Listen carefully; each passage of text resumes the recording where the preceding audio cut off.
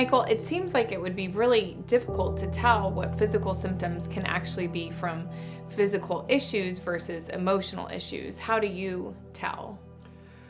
Allison, I think it's really difficult, and I think it can be a combination of the two. For example, my sweating issue.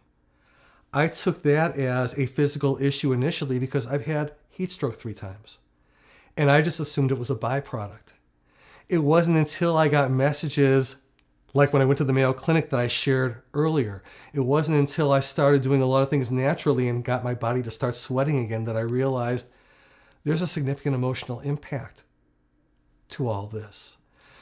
So I believe it can be a combination. It can be very difficult to identify.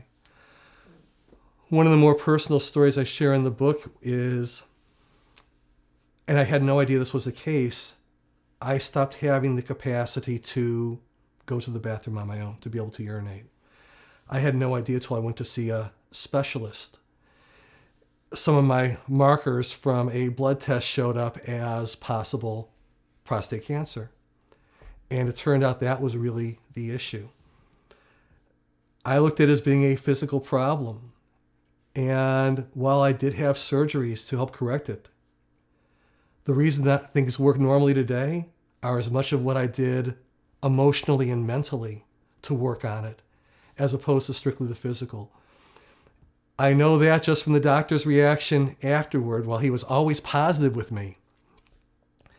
When after the surgery, everything was normal, he said, "Wow, I can't believe you're doing so well."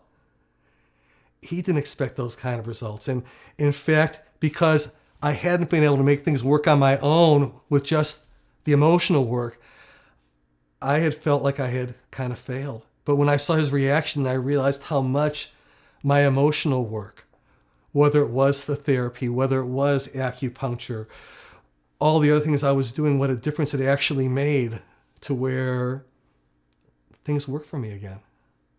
And I'm so grateful.